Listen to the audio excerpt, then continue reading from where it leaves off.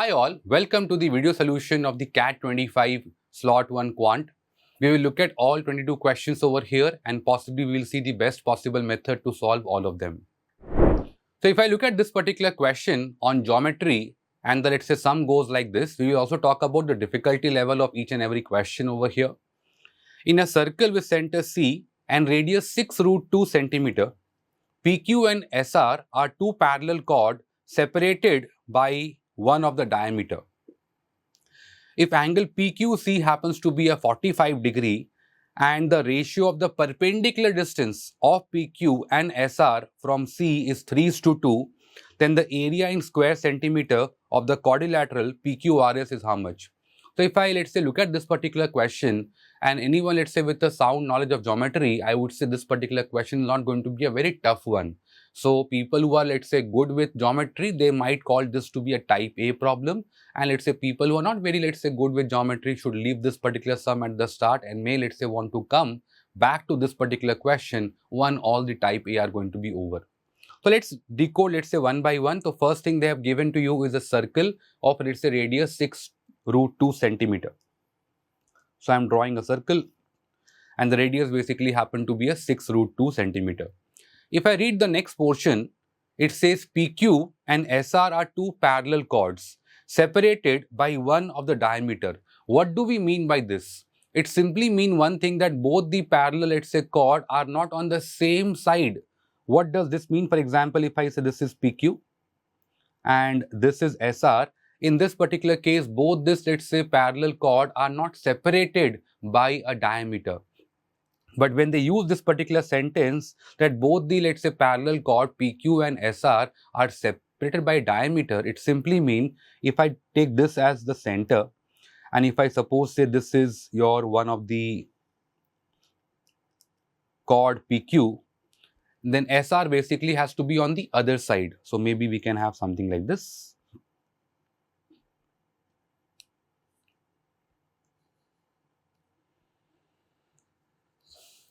So PQ is basically parallel to SR and that is what you have to interpret from this particular sentence. Going ahead, they have told you angle PQC is 45 degrees, the center, and this angle is given to you as a 45 degree. And then they have given you the ratio of the perpendicular distance of PQ and SR from C happens to be in the ratio of 3:2. Now understand what does this mean. You have to let's say know some basic property, that the property would be let's say from the point center, if someone drop a perpendicular on the chord, that perpendicular bisect the chord. So from the point C, if I drop the perpendicular, one can say this two part need to be equal. At the same time, from the point C, if I drop the perpendicular on the chord SR, that is also going to bisect the chord let's say SR over here. And what they have told about the two perpendicular distance, they happen to be in the ratio of 3:2 over here. Now, suppose if I take this particular point as some point T right now, over here, T is the midpoint of one can say PQ. Then if someone focuses on the triangle CTQ, that happens to be a special triangle. This CQ is known to you as 6√2. And if I know about the special triangle which is 45, 45, 90, what we know is that the side opposite to them will always be in the ratio of 1:1:√2. So here if you look at, we know about the side opposite to 90 degrees 6√2, and that simply means the side opposite to 45 degree has to be equal to 6 each. So from this I can say the perpendicular drop from the point C on the chord PQ happen to be nothing but equals to a 6 over here. And if this is 6, TQ also become equals to a 6 over here. And then if you notice one simple part, that this perpendicular distance from the center C on the let's say chord SR, that will be 2/3 of the number 6 giving you 4. Because we know that the perpendicular distance from the point C on the chord PQ and SR in the ratio of 3:2. If 3 correspond to 6, 2 corresponds to a 4. And with this is also known to us as 6√2. So now I can easily let's say use Pythagoras theorem, and suppose if I take this particular point as U over here, then we can find out the length of UR very easily with the help of one can say Pythagoras theorem. So one can say that term UR, if I use Pythagoras theorem, would be equals to hypotenuse square, which you can say is 6 root 2 whole square, minus the perpendicular square, which is CU over here, 4 square. And this thing, if you look at, will come out to be equals to a 72 minus 16, giving you a 56. So this thing will come out to be a 2 root 14 if I write this in terms of, let's say, mixed form. So understand, the whole point was, if I can find out the length of UR to be equals to a 2 root 14, the length of SR or RS will come out to be 4 root 14. Since we know, again I am repeating, from the point C, if I drop a perpendicular on the chord, it bisects the chord. So one can say the length of PQ, the other parallel chord, will be equals to a 12. So we know the length of the two parallel chord, let's say SQ and RS, and the objective in this particular question was to find out the area of this trapezium, the quadrilateral PQRS, which happens to be trapezium, reason being PQ and let's say RS happens to be parallel to each other. So what is the formula which is known to us about the area of a trapezium? And the simple answer would be the area of the trapezium PQRS will be equals to half sum of the parallel side, which you can say in this particular case would be PQ plus SR, times the height. Now understand, what is going to be the height? Nothing but the perpendicular distance between the two parallel chord, which you can say will be equal to a 6 plus 4. So the required height of this particular trapezium becomes 6 plus 4, giving you a 10. And if I put the values, half of 12 plus 4 root 14 times of 10, if you simplify, this particular part will come out to be equals to a 60 plus 20 root 14. So I am looking for an option which is on opening will come out to be 60 plus 20 root 14. If you look at the options carefully, 60 plus 20 root 14 will come out to be in option number 2. Hence option number 2 is the required answer, because once you take 20 common, you will get 3 plus root 14 inside the bracket, which matches with option number 2. So if you look at overall, this was not a type C problem. I totally agree that there were multiple concepts. I would say, starting with, what do you think about how the two parallel chords are going to be? Are they going to be on the same side? Then you have to use Pythagoras theorem. You have to use a special triangle property. Again, we have to use the area of a trapezium, figuring out the required quadrilateral PQR as being a trapezium. And lastly, we have to know the property of from the center, if I drop the perpendicular on the chord, let's say the chord get bisected. So again, multiple concepts have been used. So again, not a very straightforward question. So maybe only people who are very good with geometry may, let's say, want to solve this particular question.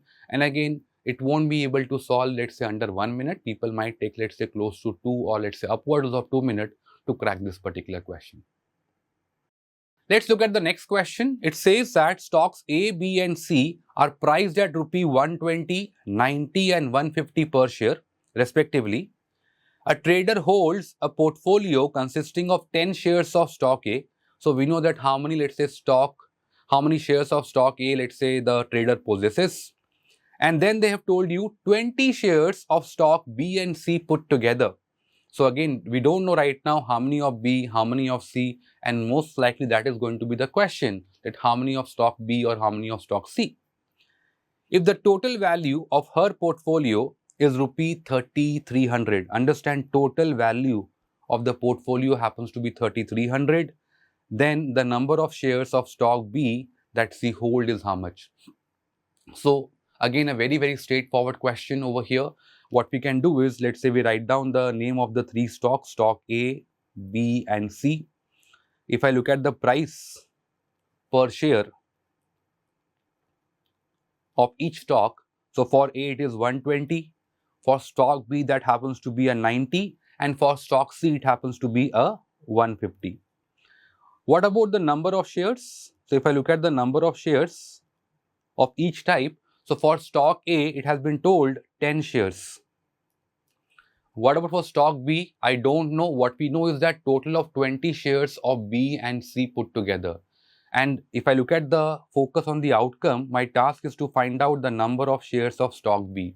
So understand, what I can do is I can take two variables, or I can, let's say, choose to take a single variable. Since total number of stocks of B and C put together is 20 and my end task is to find out the stock of B, let me assume the number of stocks for B is, number of shares of B is, let's say, X. In that particular case, the number of shares of stock C should be a 20 minus X. And then I will simply find out the portfolio value with the help of stock A, stock B and stock C. So what about the portfolio value? How will I find the portfolio value? And the answer is simple. I will, let's say, multiply the price per share into the number of shares of each kind. So here you can say 120 into 100 will give you a 1200.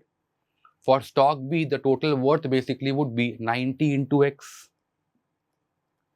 And the total worth of, let's say, stock C would be equals to 150 into 20 minus X. This, if you multiply, will come out to be a 3000 minus 150X. So we found out the total portfolio value for stock A, stock B and stock C, and understand, because they are saying the total portfolio has a worth of 3300, the total of this three must be equals to a 3300. So now this is a very straightforward question. We got a single equation and we have only one variable. We can easily find out the value of X and we can mark that as the answer for this theta question. So let's solve this part. 1200 plus 3000 becomes 4200. Then 90x minus 150x will give you a minus 60x. And this thing will be equals to a 3300. I can say next step, 60x should be equals to 4200 minus 3300, giving you 900. So if I got 60x to be equals to 900, the value of x should be equals to a 90 over 6, giving you 15. So where 15 is nothing but the value of x, and x here represent the number of shares of stock B, and that is what the question is. So my required answer for this particular question would be 15 over here. If I look at the next question, it says that the number of distinct pair of integers x comma y satisfying the inequality x more than y, y more than equals to 3. So as of now, if you look at, we have used the term integer initially, which could mean positive or negative integer. But then if you read x more than y and y more than equals to 3, it definitely would mean that now we have to only concentrate on positive integers, such that x plus y basically would be less than 14. So what we can notice is that the minimum possible value of y need to be equals to a 3. And the value of x has to be more than y. So understand, if I look at the inequality, x has to be more than y and x has to be less than 14 minus 5. That is my very, very important inequality. Now this type of problem, we have to list down the cases for sure, and that is the only way to solve this particular question. So let's see, again a theta question, so you have to go in a proper manner, listing it down. And since we know that the least value of y need to be equals to a 3, what I will do is I will write down y to be equals to 3. And since we have this inequality, we will find out the possible range of x.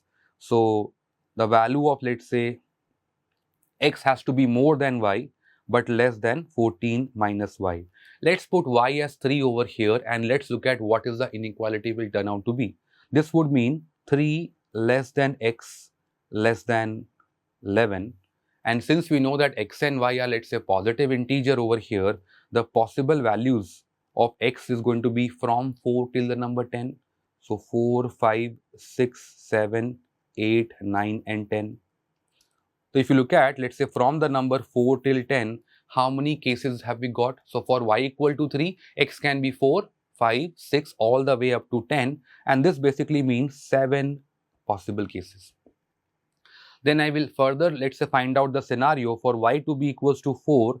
My inequality will become the range of x 4 less than x less than 10, and this basically would mean that the smallest positive integer value of x must be 5 and the largest must be equals to a 9. So 5, 6, 7, 8 and 9. So from 5 to 9 we have 5 different values. Then I can put, let's say, y to be equals to a 5, and this would mean 5 less than x less than 14 minus 5 will give you 9. So here one can say x can be a 6, 7, 8. So we have got 3 possible cases. Then if I suppose try with y to be equal to 6, so 6 more than x less than 8, and this time x is between 6 and 8, and the only integer, the only positive integer will be nothing but equals to a 7. And then if you try it out, let's say for y to be equals to a 7, you are going to get 7 less than x less than 14 minus 7 becomes 7. So x is between 7 and 7 and we don't have any integer value. So there is no case like this for y to be equals to 7. And if you count this number of cases of 1, 3, 5, 7, sum of the first 4 odd natural number should be giving you a 4 square. You can count it out, will come out to be a 16. And hence 16 is the answer for this particular question. So again, people, let's say, who might have, let's say, list down the cases and they might have gone in a proper order, will not find this sum to be a slightly challenging one. So I would say again, this could be a type A for the people who are good with quant, or maybe a type, let's say, B, who are not very, let's say, confident whenever inequality question pops up. In the next sum, it is given that A minus 6B plus 6C is equals to 4, and 6A plus 3B minus 3C is equals to 50, where they have told A, B, C are real numbers, and the objective is to find out the value of 2A plus 3B minus 3C. Now, what can possibly go wrong in this particular question, according to me, will be that people might see we have 2 equations and the number of variables they might have given to you is 3. But if on a closer look, you will find out that if I look at, suppose, the coefficient of, let's say, B and C in the first equation, they are same. Even in the second, let's say, equation, the coefficient of B and C basically are same. And also in the question, what they want is 3B minus 3C, where the coefficient basically, if I look at in terms of magnitude, they basically happen to be nothing but same over here. So what I will do in this particular scenario is, maybe we can, let's say, ultimately, since I want the term 3B minus 3C, you can take B minus C as a variable. That is one thing which you can do. So let's do that. If I take, suppose, B minus C as some variable D, please note we could have taken the variable, maybe I will do this 3 times of B minus C also to be equals to D. Doesn't really matter. So let's look at the first equation, and if I write down the first equation as this A minus, I can take, suppose, 2 common, and that will give you 3B minus 3C is equals to 4. And the second equation will become 6A plus 3B minus 3C is equals to 50. And since we have taken, let's say, 3B minus 3C or 3 times of B minus C as some variable D, we are going to get a simple, let's say, 2 equations involving 2 variables, and things will look much easier now. So understand, my objective is not to find out the value of 2A plus 3B minus 3C anymore. I am supposed to find out the value of 2A plus D as per what I have taken. So this is going to convert to, you can say, A minus 2D as 4. This will be 6A plus D as 50. And let's say if I have to find out the value of A and D, we know we can use the method of elimination. So let's make the coefficient of D same in terms of magnitude. Suppose if I double the second equation, you are going to get a 12A plus 2D is equals to 100. And then if I add them up, D will get cancelled out. You will get 13A to be equals to 104. So the value of A simply become equals to 8. 104 upon 13 will give you 8. And moment suppose A will become equals to 8, we can put this in any of the equation to find out the value of D. So if I look at, suppose, the term A minus 2D is 4, that will give you 8 minus 2D as 4. So 2D is 4, or D become equals to 2. So A is 8, D is 2, and as I told you, the objective for me is to find out the value of 2A plus D. So 2A plus D, if I look at, will be 2 times of 8 plus a 2, and 16 plus 2 simply become equals to a 18 over here. So if you look at again overall, this was not a difficult question. Even there was no need for us to basically write down in terms of D, the term involving B and C in terms of D. We can just multiply the second equation by, let's say, 2, and if I do addition, we will observe that the term B and C basically will get cancelled out. But if I write down the term B minus C in terms of D, or 3B minus 3C in terms of a single variable, thing look much easier for people to solve. The next sum happens to be on the area of algebra, and the let's say sum goes like this. It's a simple one-line problem, appears to be a simple one-line problem. A value of c for which minimum value of the function f of x equals to x square minus 4cx plus 8c is greater than the maximum value of gx equals to minus x square plus 3x minus 2c. Now, anyone, let's say, have a basic idea about how do you find out the max value or a min value of a quadratic function will be able to crack this particular question. Let's look at the concept behind it. I'm just writing it. Suppose we have any function, let's say y as ax square plus bx plus c. So we know that this function is going to give you minimum value. So the minimum is going to happen whenever the coefficient of x square happens to be positive. So if a is positive, you are going to find out the minimum of the value of y. And this happens to be at x equals to minus b by 2a. That is the point, that is the value of x which is going to give you minimum value of y. And the value of y will be nothing but equals to 4ac minus b square divided by 4a. And please note that the function is going to be maximum, and that depends only on a being negative. It is still going to be at the same point minus b by 2a for the value of x, and the corresponding value of y will come out to be 4ac minus b square divided by 4a. So the min or max depend on the sign of the coefficient of x square. In case a is more than 0, the graph is going to become a U shape, upward opening parabola. That's why leading to a minimum value. And in case a is negative, in that case the graph is going to be a downward opening parabola, hence leading to a finite maximum value. But the value is going to be same. X will be minus b by 2a and y will be equals to 4ac minus b square divided by 4a. So again, people can use multiple methods. They can use calculus for those who are engineers and they want to use higher mathematics. You can use the method of completing perfect square, or since this type of question have come multiple time in the, let's say, CAT in the past, remembering this critical values of x, which is the vertex of the parabola, the point at which the graph is going to give you minimum or maximum value are worth remembering. So here understand this a is the coefficient of x square, b is your coefficient of x, and c is the constant term in the general quadratic ax square plus bx plus c. So with this understanding, I think you can easily crack this particular question. So if I look at the function f of x, here the coefficient of x square is 1, the coefficient of x is minus 4c, and the coefficient or the constant term rather basically is equals to 8c. And I'm not, let's say, concerned about at what value of x, I'm just going to look at the minimum value. So I will just write down the minimum value of f of x. This basically would be equals to, I will simply use the formula over here, and what we know is 4a into c. So 4 times the coefficient of x square times the constant term which is 8c minus b square. B is the coefficient of x which is minus of 4c square divided by 4 times the coefficient of x square.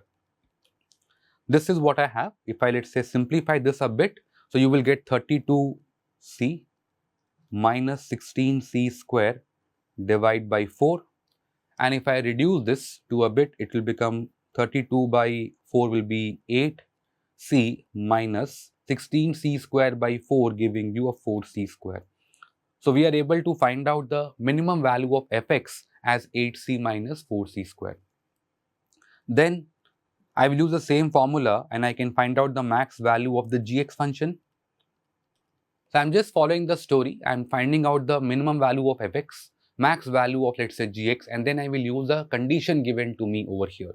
So again, this will be 4 times of, in this particular case, the coefficient of x square is minus 1, 4ac, c is the constant term which in this case is minus 2c, minus b square term, so here the coefficient of x is 3c, divide by 4a, so 4 times of minus 1 over here.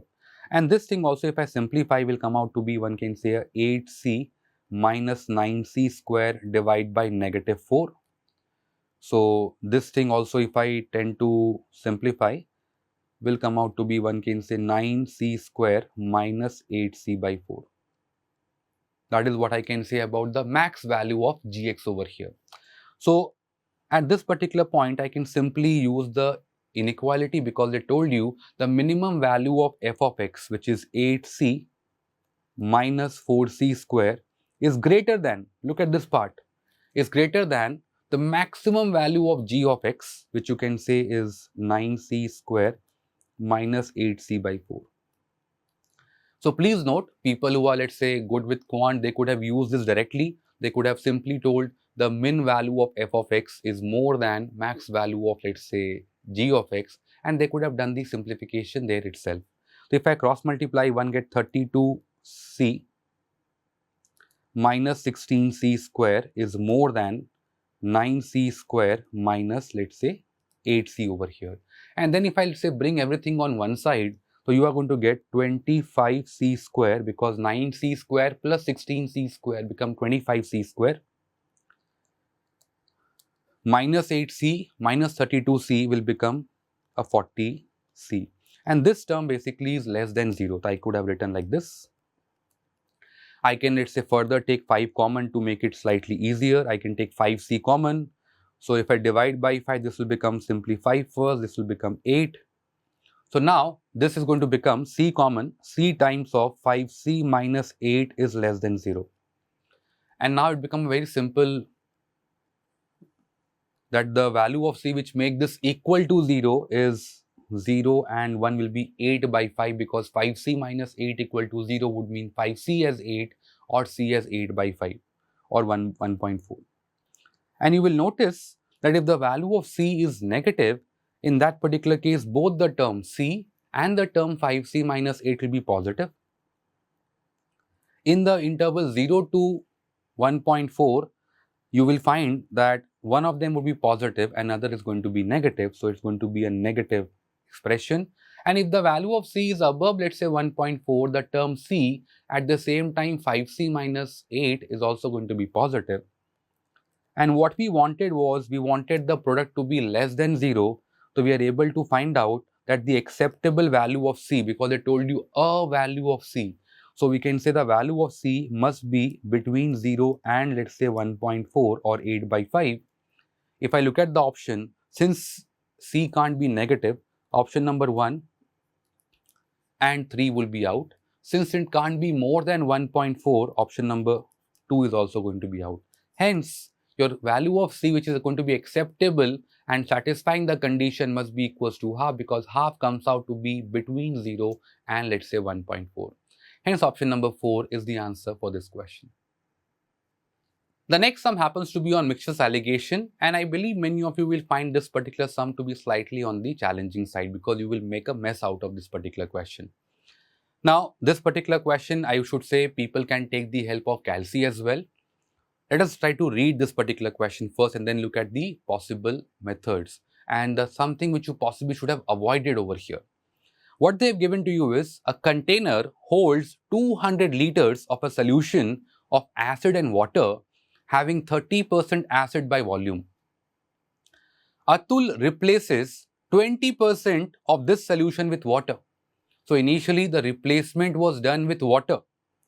Then replaces 10% of the resulting solution with acid. Next time the replacement was done with acid. And then finally replaces 15% of the solution thus obtained with water. So first replacement with water, second time replacement with acid, and third time replacement basically with water.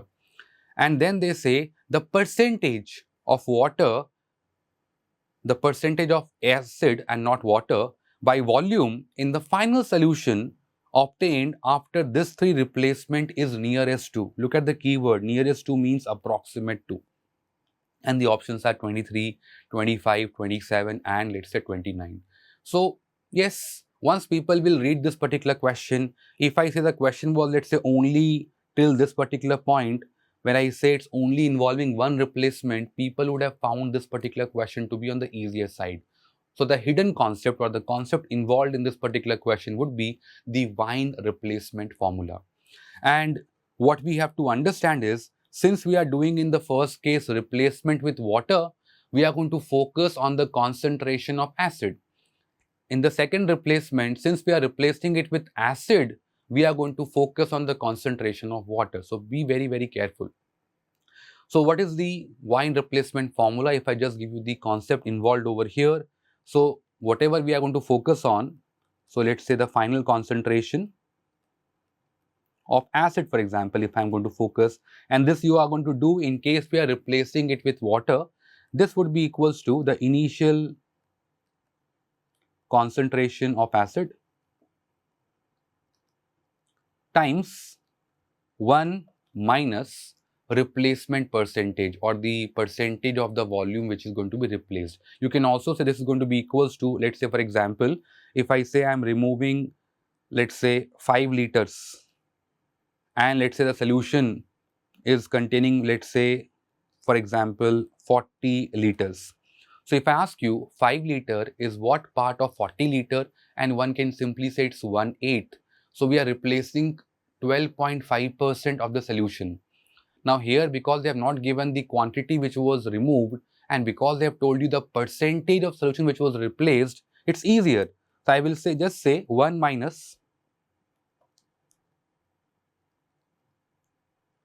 replacement percentage.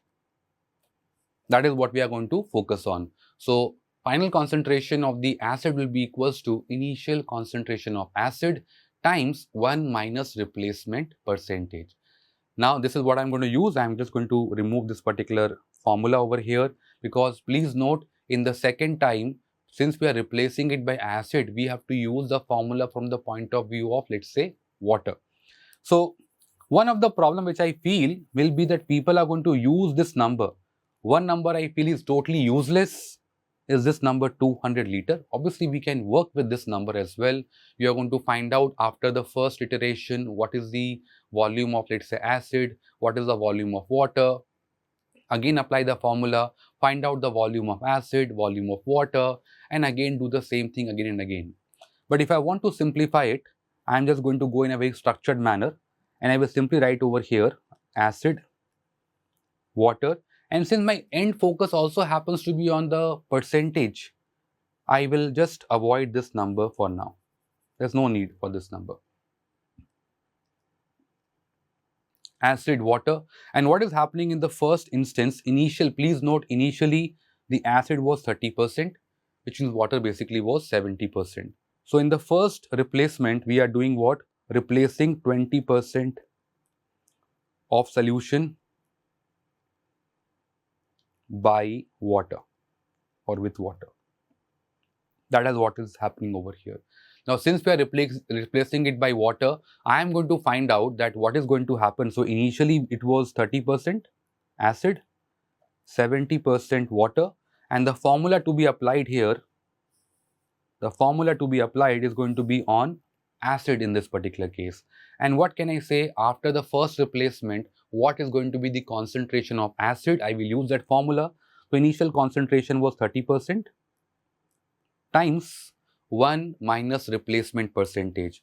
So 1 minus 20%, or you can say 1 minus 0.2, which is going to be 0.8. So this part, if you simplify, will come out to be a 24%. So we have 24% acid concentration after the first replacement, and that basically means the remaining 76% must be water. Now, in the second case, what we are doing is we are doing a 10% of the resulting solution with acid. So 10% of solution by acid. Now, since we are replacing with acid, we are going to now, let's say, apply the same formula, the wine replacement formula, but we should do it for the water. So since before this, the water concentration was 76%, so I will use the same formula, initial concentration into 1 minus replacement percentage. So 1 minus, this time we are replacing 10%, or you can simply say a 0.9. So this will become 76% into a 0.9. This part will become 68.4%. So after the second step, one can say the percentage or the concentration of water happened to be 68.4%. And what can you say then about the concentration of acid? It is going to be nothing but one can say a 31.6%.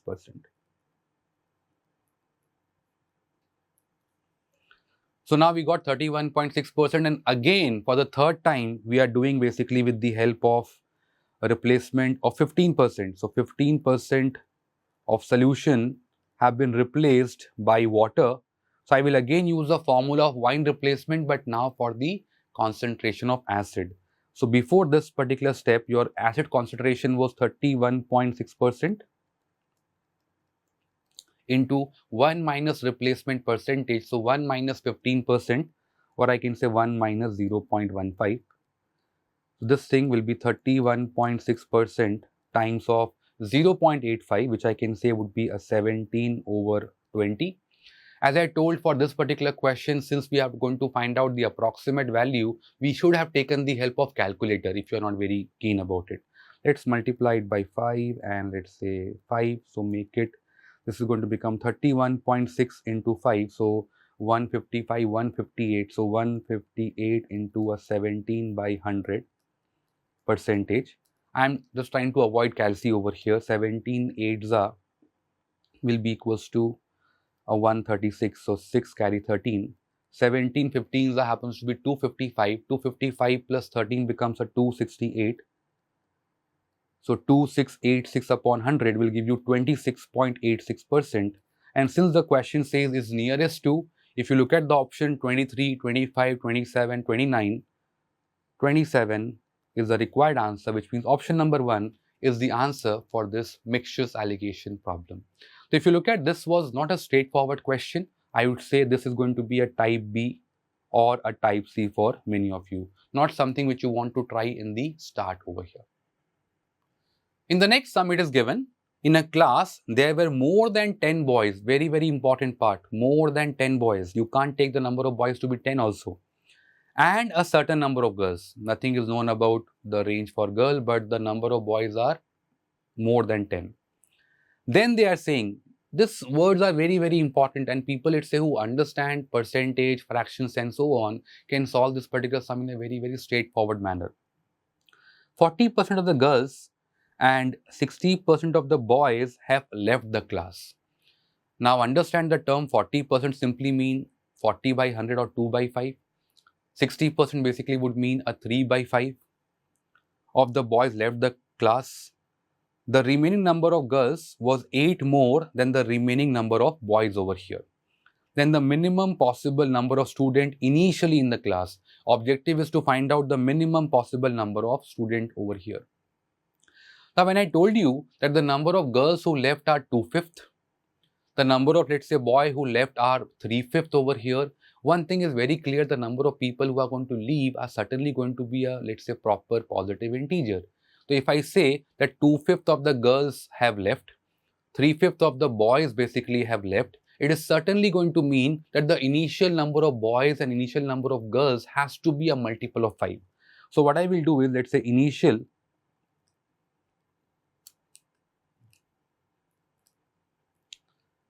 boys, let's say I will take it to be something like a 5b. You can take, let's say, 5x or 5y. So initial boys, if I take as 5b, I will take initial number of girls to be nothing but a 5g over here. And before I go any further, there is a condition given regarding the number of boys, which they told more than 10 boys. So if I say 5b is more than 10, it simply means the value of b need to be more than 2 over here. And please note, the value of b has to be a integer in this particular case, or one can say it has to be a positive integer. Same is true for the variable g also over here. Please note why I have taken this as 5b and 5g, because 40% means 2 by 5 and 60% means a 3 by 5. Now, after the, let's say, few girls have left, the remaining, if I write down the remaining girls, if 40% have left, how many are going to remain? That basically will be 60% of the girls, and that you can say would be equals to 3g. And if I say 60% of the boys have left, so the remaining boys are going to be 40% of 5b. That you can say would be equals to a 2b. So we have got, let's say, the remaining girls as 3g. The number of, let's say, boys who are remaining are going to be 2b, and we have a relation being given to us. This type of sum, one can say, are mostly linear. You follow the story, you, let's say, go from the start till the end, and you follow the process and you will get the answer. So here what they have told you, the remaining number of girls, I will look at this line. Remaining number of girls, which you can say is 3g, was 8 more than remaining boys. So remaining boys are 2b, and this remaining girls are 8 more than that number. So 3g will be equals to 2b plus 8. That is my, let's say, required equation. And as I told you, the objective is to find out the minimum value of, let's say, total student. The task is to minimize this 5b plus 5g. In other words, we have to minimize 5 times of b plus g. So if I want to minimize 5 times of b plus g, definitely, as you can see from here, if I take the lowest value of b, which will satisfy this equation, I will get the lowest possible value of, let's say, g over here. And what is known to us that b has to be more than 2. B has to be more than 2. So one can try, if I put, let's say, b to be equals to 3. If I put b to be equals to 3, the term 2b plus 8 will become equals to a 14. 6 plus 8 will become 14, and you want this thing to be a multiple of 3 because 3g need to be a multiple of, let's say, 3. So g will become 2b plus 8 divided by 3. So what I want is, I want the term 2b plus 8 to be divisible by 3. So if I put b equal to 3, it doesn't work because the term 2b plus 8 become 14. Then I will try, let's say, with b to be equals to 4. If I put b to be equals to 4, the term 2b becomes 8. 8 plus 8 becomes a 16. 16 not a multiple of, let's say, 3 over here. And then finally, suppose if I try to put the value of, let's say, b to be equals to 5, this part will become 10. If I put b to be equals to 5, this thing will become 2 times of 5 is 10. 10 plus 8 becomes a 18. 18 is perfectly divisible by 3.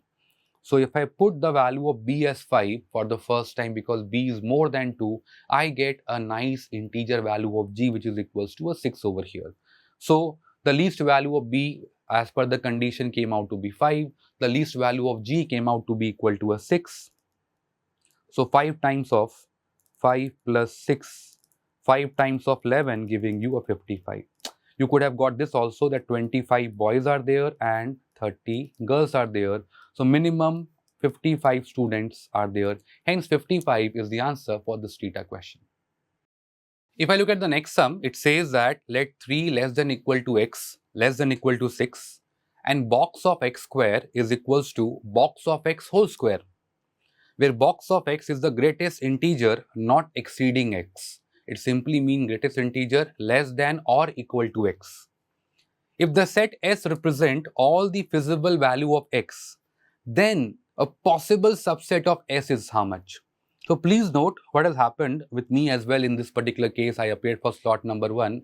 I was not able to solve this particular set because I was trying to find out the entire domain, or one can say all the possible range of values of x. But here it was not about finding out all the possible value of x, but to see among the given option which one is, let's say, one of the possible subset of the entire domain over here. So what you can say in this particular scenario over here is that we have to look at the options, and the options are the elimination technique in this particular case. Understand, if you say box of x square is equals to box of x whole square. Now what we know, suppose before you go into this particular part, that mod of a box of, let's say, 5 is simply equals to 5, because largest integer less than or equal to 5 is simply 5. Box of, let's say, 4.1 will be largest integer less than or equal to 4.1 is equals to 4. Likewise, box of, let's say, minus 3 point something, minus 2 point something, let's say minus 2.5 will be largest integer which is less than or equal to minus 2.5 is minus 3. So be very clear about what is the meaning of the term box of x over here. Now, we know that in case of box of x, whenever x is going to be an integer, the term x square also become integer. Because it told you x will be from 3 to the number 6 over here, you are going to find that box of 3 square and here box of 3 whole square. This part will become box of 9. This will become 3 square. Box of 9 is 9. 3 square is simply 9, and that means that this is going to be true for x equals to 3. And if it is true for x equal to 3, it has to be true also for x equals to 4, 5 and 6 as well. So I'm not very much concerned, let's say, with the integer value over here. What we are going to concern is whether it is going to be true for those value of x like maybe a root 10, root 26 and so on. If you pay close attention, in some of the option, you are including root 10. So here we are including, here we are excluding. So we will just going to see whether root 10 will satisfy this condition or not. So suppose if I put, let's say, x to be equals to root 10 over here, and I will just see whether this is going to satisfy or not. So this is going to be box of x square, so root of 10 square.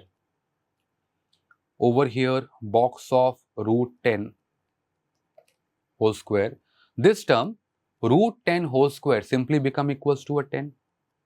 So this box of 10 simply become equals to 10. Now what about this particular part which you can say is root 10? Now understand this particular thing, that this root 10 is going to be nothing but 3 point something, and the integer value of this will come out to be a 3. And 3 square become equals to a 9. What does this mean? This simply means that this particular things are not going to be equal. These two are not equal. And that means x equals to root 10 should not be part of the solution set. And if I look at x equals to root 10 is not part of solution set, would be able to eliminate. So option number 2, option number 3 are going to be out at this particular moment. Then if you look at, we have to look at option number 1 and let's say option number 4. Between option number 1 and 4, how will I eliminate? If I just see that root 26, because root 26 will not going to be counted in option number 1, but root 26 is going to be part of, let's say, option number 4 over here. So if I suppose take x to be equals to a root 26, and I again want to see whether these two are going to be equal or not. Let's put x as root 26. So you left side become box of root 26 square. This part will become box of root 26 whole square. Root 26 square simply becomes a box 26, and this will become simply a 26. Root 26 basically is 5 point something, one can say 5.1. If I just take one more step, box of 5.1.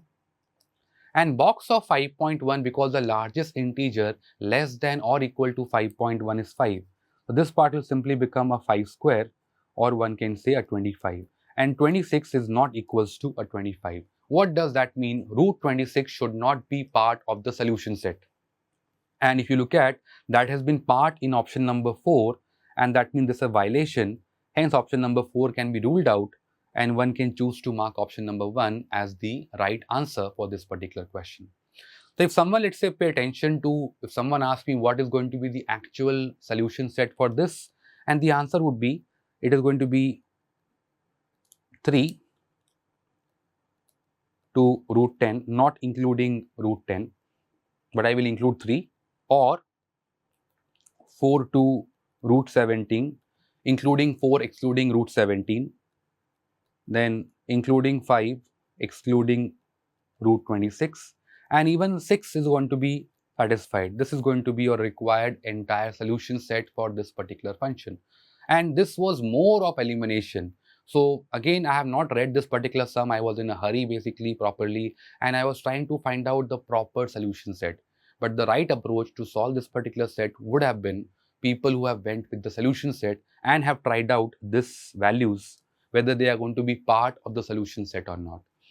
You should not be, let's say, worried about the integer values over here. In the next sum, it is given that the ratio of the number of students in the morning shift and the afternoon shift of a school was 13:9. After 21 students moved from the morning shift to the afternoon shift, this ratio became 19:14.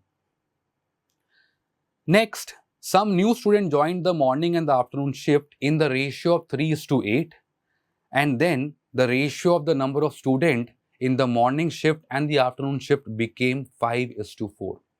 So understand what is going to happen in this particular case. If I look at, there are two parts to this particular question. So initially what has happened was the ratio of the number of students in the morning shift. So I will write morning and let's say afternoon. The initial ratio was given to you as 13:9. What does that mean for every 22 people in the, let's say, school? You can say 13 of them are in the morning shift initially and 9 happen to be in the afternoon shift. 21 students have moved from the morning shift to the afternoon shift. Understand, it's an internal transfer. In the internal transfer scenario, what do you think will remain unchanged? And the main answer would be that total number of students are not going to change if I count morning plus afternoon put together. So after this transfer, you can say the corresponding ratio became 19:14.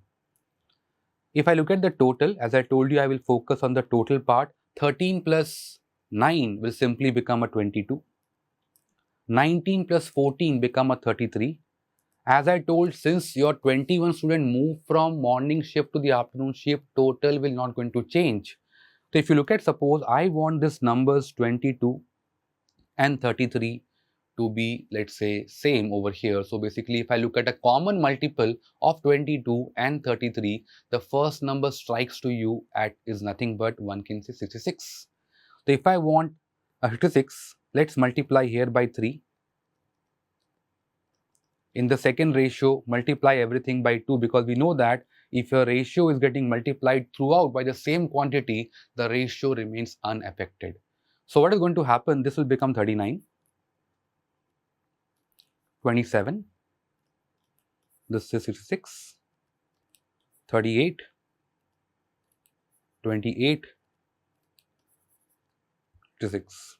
And if you can see, we can take them as now 39x, 27x, 56x and so on like this if you want to. Nothing as a problem. And if you see here, the drop is x. Here the increase is x. And the drop was 21 and increase in the afternoon shift basically was of 21. So you can say the value of x in this particular case happens to be a 21. So the value of x as per this part, 21 moved from morning to afternoon, so increase in the afternoon shift is x, and that x must be equals to a 21 over here. So we know what is the number of, let's say, student in the morning shift right now and also in the afternoon shift, because the value of x is known to me as 21 at the moment. You could have avoided the variable x also if you are good with the dealing with parts method. Then they are saying after this, some new student joined the morning shift and the afternoon shift in the ratio of 3:8. If I assume that the number of people who joined now are, let's say, in the ratio of 3:8, so I can take it 3y and let's say 8y over here. So the number of people will now going to become 38x plus 3y, and the afternoon thing will become 28x plus 8y. And they have given finally the new ratio become nothing but 5:4. So we can simply do this. We can take the required ratio. So morning it is 38x plus 3y. Afternoon shift we have 28x plus 8y. And this thing will be in the ratio of 5:4. Please note, we know the value of x already, 21. Let's cross multiply. So you get 140x plus 40y is equals to 38 4s is equals to 152x plus a 12y. If I, let's say, take y on one side, I am going to get 28y, because 40y minus 12y will give me 28y is equals to 152x minus 140x giving you a 12x. So we are able to easily find out the value of y. Let us look at the question properly. The question is asking you the number of new students joined. The number of new people joined basically was nothing but 3y plus 8y giving you 11y. So once the value of y is known to me, I can simply put the value of y. If you look at one very important thing, the answer definitely has to be a multiple of 11, but unluckily all the options are basically a multiple of 11 over here. So 28y is equals to 11x. I can find out the value of y from here. So y will be equals to 12x, x is 21, upon 28, 7 3s are 7 4s are 4 3s are 12. So the value of y become equals to 9, and we are supposed to find out the value of 3y plus 8y, or in other word 11y. This thing would be equals to a 99. So the required answer for this particular question would be option number 1 over here. Now, as I told you, if I got the value of 28y as 12x, I could also have found out the value of 11y with the help of simple cross multiplication. So 11 times of 12x, so 12 into 21, divide by 28. And then we could solve this particular part. So 4 3s are, 4 7s are, 3s are, 11 into 3 becomes 99. Hence option number 1 is the answer over here. The next sum happens to be on time and work. And what is going to possibly go wrong in this particular question is that many of us find time and work slightly on the easier side. And we can think that we can solve every sum of time and work, and maybe we will end up wasting too much of time. This was a question which I would say was not very straightforward. I am saying from the exam perspective, once you come out of the exam, you would be able to crack this particular question. And I have, let's say, spent close to 1 minute in this particular sum, and then I chose to leave this particular sum because of the wording like minimum possible amount, and the options also were very close. Any small errors and you are going to go for a toss. Let's see what need to be done over here. Arun, Varun and Tarun, if working alone, can complete a task in 24, 21 and 15 days. So the person is Arun, Varun and Tarun, and the days taken are 24, 21 and let's say 15 days respectively. They charge some 2160, 2400 and 2160 per day respectively, even if they are employed for a partial day. So whether you are doing half day work or let's say quarter day work, you are still going to be paid at the same rate, 2160, 2400 and 2160 for the 3 people over here.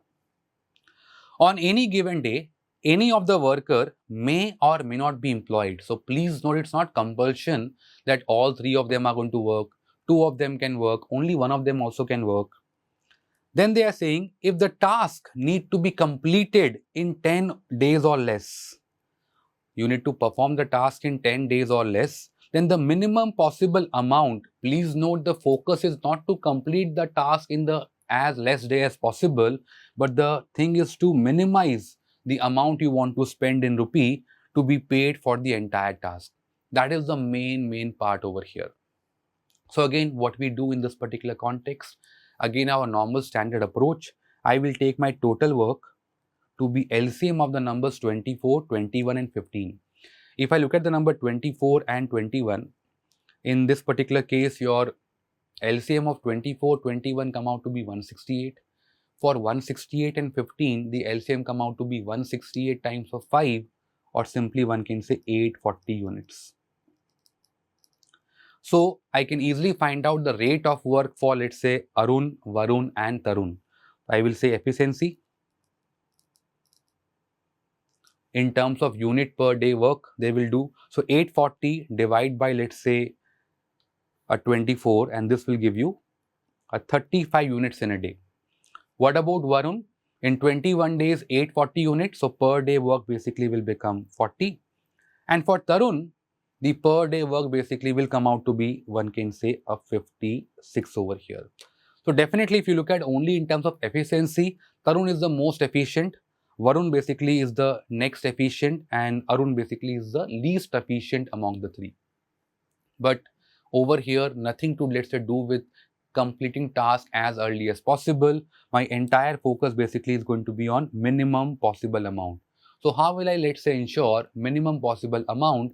And one can say in this particular case, you have to look at your amount you are paying to a labor, let's say, for per unit of work. So for example, in per day, if A can do 35 and he will be getting paid like 2160, Varun basically will get paid 2400, and for Tarun it will be 2160 over here. So if you look at clearly that what is going to be your amount paid for per unit, so the rate rupee per unit over here of work done. So 2400 upon 40 will give you a 60 here. If I do this 2160 divide by a 35, 5 sevens are, and this will become 5 432. This will become, one can say, 6 is 42, then 12 is remaining, so 61. So 427, 5 will remain. So 61.7 approximately, 61.7. And what about the person, let's say Tarun, he is doing a 2160, taking 2160 by doing 56 units of work. If I, let's say, cancel this number by 8, this will become 277. And this, if you look at, will come out to be less than 40. So if I now look at for every unit of work done, who is the cheapest, and the answer is Tarun, and he was also the most efficient. So cheapest and most efficient as well. And what they have told you, the task has to be done in 10 days or less. So the max number of days I can give to someone basically would be nothing but 10. So now understand, since Tarun is the most efficient, at the same time he is the cheapest, I want to utilize him for all the max number of days possible, which you can say is 10 over here. Then comes basically, if you look at, Varun is the next cheapest, at the same time the next efficient. So what I will do is I will look at the person Tarun and I will see if this guy is allowed to work for 10 days, how much work he can do, and the answer basically would be he does 56 in a day. So in 10 days he can contribute 56 into 10, or simply a 560 units. Out of 840, 560 are done by the person Tarun in those, let's say, 10 days. How much work is remaining? And one can say the remaining work is 280. And who should do this 280? Understand, the person Arun was the least efficient and the most costliest. So I should try to utilize the service of only Tarun if possible. But if Tarun work on all the 10 days, he is not able to complete the task. So I should take the help of, one can say, Varun for the remaining task. Again, in the 10 days time, Varun can do 400, but the amount of work to be done only happens to be 280, which means the person Varun, if he, let's say, has to do this 280 work at the rate of 40 per day, he will take 7 days. So in 7 days, the person Varun can do 280 and the entire work basically is going to be over. So what is the scenario? The person Tarun will work for 10 days and he will get paid 2160 into 10, which is 21,600. And the person Varun, per day charge was 2400. He is going to work for 7 days. So 2400 into 7 is 16800. So total amount to be paid for the entire task will be nothing but sum of these two numbers. So 21,000 plus 16,000 become 37,000. 600 plus 800 become another 1400. So 38,400. And that means option number 2 is the answer for this question. I believe many of you, let's say, would have failed to solve this particular question or would have wasted too much of time. I was able to leave this particular sum. Again, for someone who is very, very strong in, let's say, time and work and are placing their bet only on arithmetic, they will find this sum to be a B level or a C level. I am saying only from the exam perspective. Yes, if someone will give 3, 4, 5 minutes and they are strong in time and work, they would be able to crack it. But if you are in a hurry and looking for more number of questions, this question should have been left in the exam condition. The next sum happens to be on, one can say, SICI, and it says that at a certain simple rate of interest, the good part is SI, initially, a given sum amount to 13,920 in 3 years. So this 13,920 include the principal and 3-year SI, and to 18,960 in 6 years, 6 months, or one can say 6.5 years. If the same given sum had been invested for 2 years at the same rate as before, but with interest compounded every 6 months, it simply means half yearly, then the total interest earned in rupee would have been nearest to. Again, the options are given, and this type of problem, I would say you should better take the help of calculator over here. Let's decode. Let's look at the first sentence properly.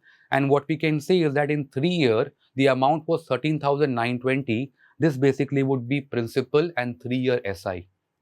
So my task with the help of the first statement would be to find out the principal and to find out the rate over here. So I can say principal plus 3-year SI should be equals to a 13,920. And this 18,960 is the principal and 6.5 year interest. So principal plus 6.5 SI, 18,960.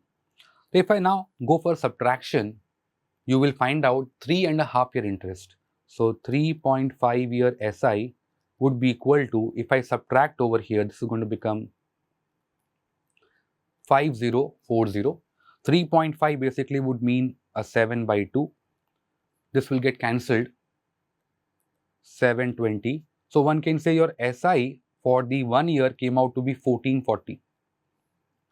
And with this, I can easily find out what is going to be your principal and then the rate. So if SI is coming out to be 1440, then 3-year SI will be nothing but 144 into 3, and that will give you 4320. So if you subtract this 4320 from the first equation, so 13920 minus 4320, this thing simply become 9600. So we are able to find out the sum invested was 9600. 1 year interest came out to be a 1440. So the required rate, if you see 1440 over 9600 into 100. So the 2 zeros basically would be out. I can say 48 2s are 48, 30s are is 1440, 2 15s are. So the required rate is coming out to be 15% per annum. So we got principal, we got the rate, and now let's look at the question. It says that if the same sum invested for 2 years at the same rate, so rate of 15%, but now interest compounded every 6 months. As I told, interest compounded half yearly. So I can easily find out the amount at the end of 2 years will be equals to, the formula is principal into, normally we have 1 plus r percent raised to n. But since we are doing it half yearly, 1 plus r by 2% raised to, and we are going to, let's say, get 2 times interest in a year. So here we are going to have nothing but 2 times of n. So you put n equals to 2. This part will simply become 15 by 2, 7%, which is going to be 7.5%. 2 into 2 will become equals to 4. P is equals to a 9600 into 1.075 raised to 4. Now this is where things will become difficult over. Now this is for the first time basically I am seeing CAT, let's say, making things difficult, because ultimately this number is very difficult to evaluate. And they are, let's say, forcing student to possibly use the calculator over here. So if you look at over here and you, let's say, tend to, let's say, find out 1.075 raised to 4, this thing will come out to be, one can say, 9600 times of 1.33546 something. And this basically, if you look at multiply by 9600, will give you the required amount, and this come out to be 12820.50. This is what we are getting. And this is the amount, but the question says what is going to be the interest earned. So from this you want to subtract the principal. So the required interest earned will be 12820.50 minus, let's say, this 9600, and that will come out to be 3220.50. And if you look at the options, you should choose to mark option number 4 over here. Now, in case suppose someone says you want to use a calculator, how will you still arrive at the answer? It will be painful, not advisable over here. Since we got the principal to be 9600 and the yearly rate was 15%. So the half yearly become a 7.5%. And if I invest the money for 2 years, you're talking about 4 time period of 7.5%. Eventually, one can say a successive, let's say, increase of 7.5% 4 times. So we can use, if I normally do addition, it becomes simply 30%, but it won't help you because 30% of 9600 will come out to be 2880, and all the options are basically more than this number. So if I apply the successive percentage change formula, that increase of A% and B% will be nothing but A plus B plus AB by 100. So 7.5 plus a 7.5 plus 7.5 into 7.5 by 100, and this thing will become 15 plus 56.25 upon 100 will give you a 0.5625. So this part will become 15.5625. So one can say the effect of this two is 15.5625, and the impact of the last two is also 15.5625. And now I can again apply the same formula, and we can now go for, let's say, a bit of approximation is definitely going to help you out. So again, if I apply A plus B plus AB upon 100, 15.56 plus 15.56 will give you a 31.12 approximately, plus the multiplication part. Even if I forget about the decimal portion now, 15 into 15 will give you 225 upon 100 will give you additional 2.25 for sure. And this 3 will become 33.37%. And this I would say is a rough approximate, let's say, value. And now if I, let's say, find out how much is this of 9600, I will definitely going to find out one third of 9600, and that will be equals to a 3200. And definitely the percentage over here, interest earned, has to be more than this number as well. So if I look at anything more than 3200, luckily only one option fits the bill. Hence option number 4 is the required answer there. In the next sum on, let's say, profit and loss, which goes like this. A shopkeeper offers a discount of 22% on the mark price of each chair and gives 13 chairs to a customer for the discounted price of 12 chairs to earn a profit of 26% on the transaction. If the cost price of each chair is rupee 100, then the mark price in rupee of each chair is how much? So understand what is given about each chair scenario. Suppose if I say CP of each chair is, let's say, given to you rupee 100. Mark price is what I am supposed to calculate, and a discount was offered, one can say, which is equivalent to 22% of the mark price. So let's say if I assume the mark price to be equal to X, in that case the selling price, or one can say the discounted price, is nothing but 22% discount have been offered on this. And that simply means that the discounted selling price will be nothing but 0.78 or 78% of the mark price. So I can say it is going to be 0.78x over here. That is fine. We got the, let's say, CP of each chair, discounted price, MP as well. Now what is happening here? Finally, the shopkeeper is giving away 13 chairs to the customer. So what do you think is the actual cost? So the actual total cost will be nothing but CP of 13 chairs.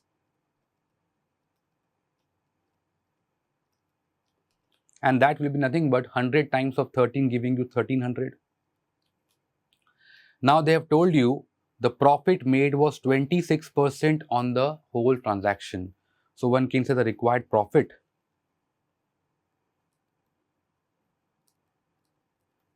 will be 26% of 1300. So here you can say 1% would mean 13. So 26% basically would mean 26 times of 13. And that basically one can say would be equals to 169 into 2, I think 338. So now if you look at the total money he must have received will be 1638.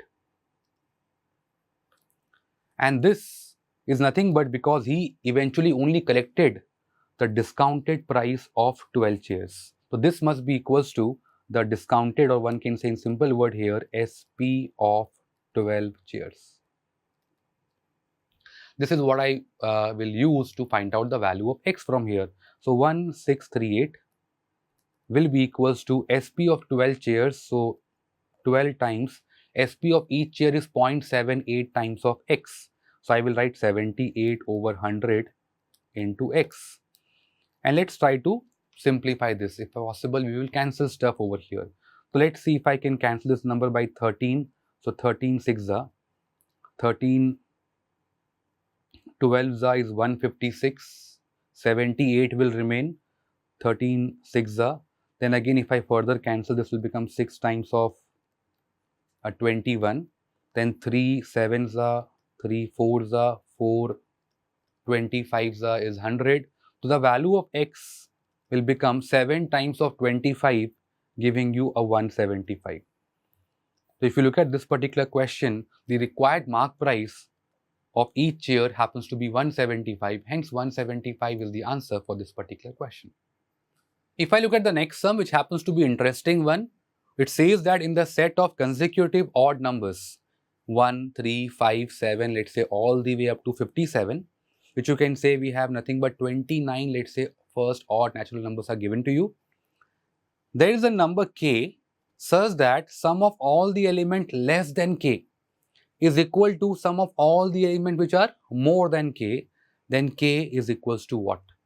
So understand in this particular context, what you can say is that the entire sum of, let's say 1, what we know is that 1, the sum of this number, let's say 1, 3, 5, 7, up to let's say n terms, and this thing is known to us as nothing but n square.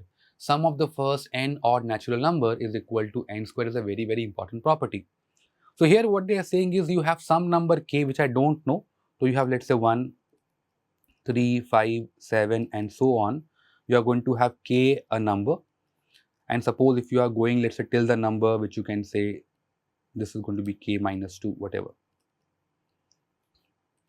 then k plus 2 and so on up to a 57. So the sum of the elements which are less than k and sum of the number which are more than k, these two are basically equal.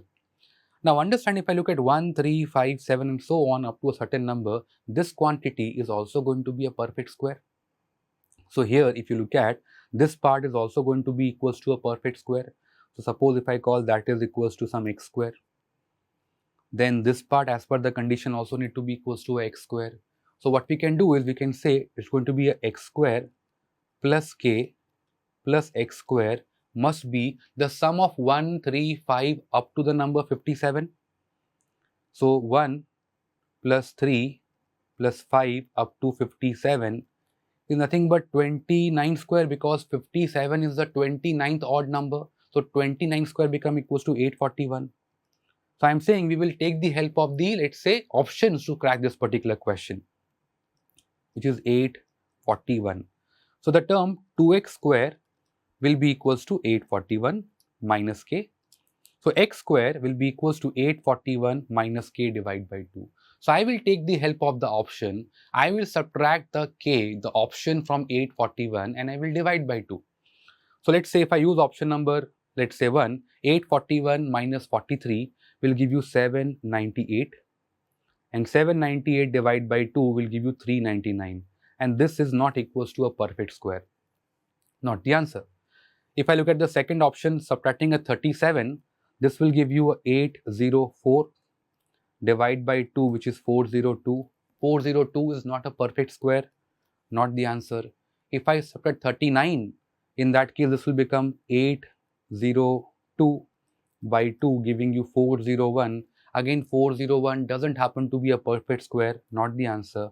If I look at the fourth option, 841 minus 41 will give you 800. 800 by 2 will give you 400, which happens to be equals to a 20 square. Perfectly fits the condition. Hence option number 4 must be the answer for this particular question. Let us now see, for the people who will say, what about if this question happens to be a theta, how do we solve this? So let's look at the conventional method. Again, the known property which you have to know is 1 plus 3 plus 5 plus 7 and so on let's say up to a 2n minus 1, this thing is going to be equals to a n square. So if I look at over here, what we can say is that suppose since k is going to be one of the odd number, and suppose if I take k to be equals to a 2m plus 1, then all the elements which are less than this 2m plus 1 will be nothing but 1, 3, 5, 7, all the way up to 2m minus 1. And more than k will be 2m plus 3, 2m plus 5, all the way up to a 57.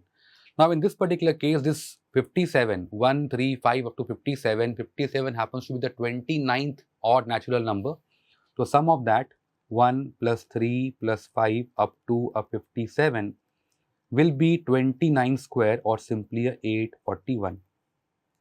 Now what we know is that the sum of the element which are less than k and which are more than k are equal. Now if I look at the sum of the term which are before k are nothing but 1, 3, 5, 7 up to 2m minus 1, which contains m odd natural number. This sum as per the formula should be equals to m square. If the sum of the term which are less than, let's say, k is m square, then the sum of the term which are more than k should also be m square. So what is this 841? 841 is sum of m square, and this 2m plus 1. So one will get 2m square plus 2m plus 1 is equals to 841. So you will get 2m square plus 2m minus 840 is equals to a 0. I can, let's say, take 2 divide by 2 and this will become 420.